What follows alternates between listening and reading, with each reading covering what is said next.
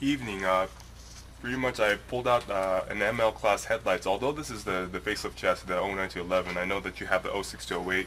The concept and even the main 4-pins connector are exactly the same, although the overall fitment of the headlight might be a little bit different. However, even the functionality of the headlights is the same as your preface vehicle, although this is a 09211. So right now I just want to kind of go with the bare bones with the halogen setup, so keeping things simple. Of course I'll move on towards the HID setup that you have and then the questions that you might have in regards to the concern that you reported to me.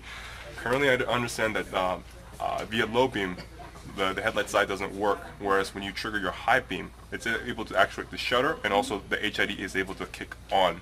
So one thing's first, I just want to really demonstrate quickly with you in regards to the concept that I have and what maybe that you might be dealing with. So first things first, I do believe from the main 4-pins connector, there's 4 pins, meaning that one's negative. The next one would be low beam, high beam, and then the last should be the signal lights, if I'm not mistaken. So 4 pins total.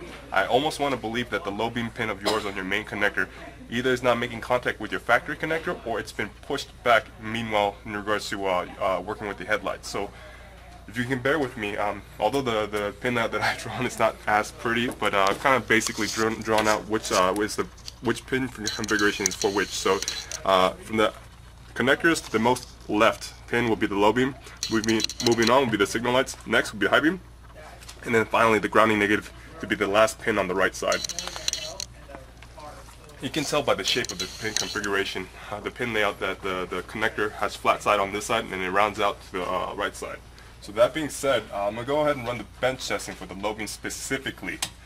So I'm letting you know already that the first pin, low beam, is able to actuate the halogen bulb, no problem. However, the next pin over, which is the high beam pins, it'll trigger the shutter.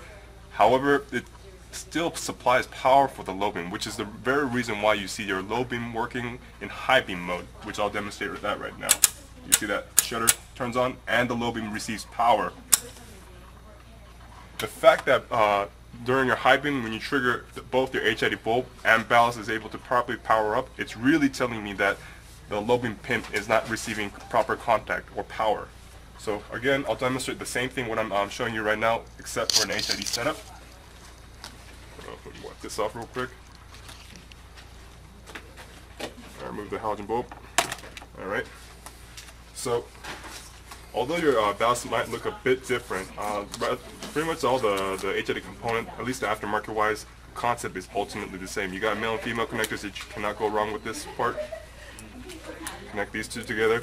You're routed with the 9006 connector, which this goes to the ballast mouth, and this is important that the polarity is correct. Your video shows that the polarity is correct because I do see it work in high beam mode. So always the positive side towards the inner side, which is a red wire. Plug that in, good to go.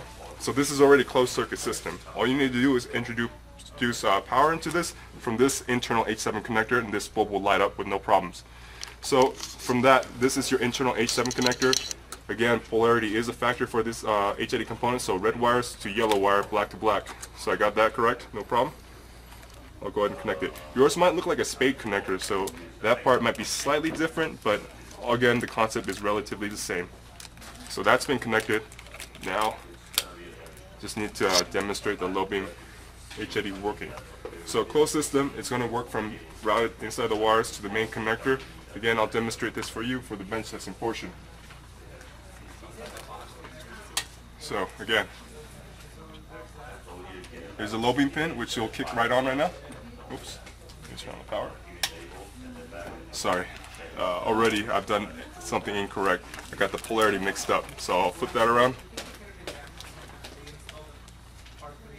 Plug it back in.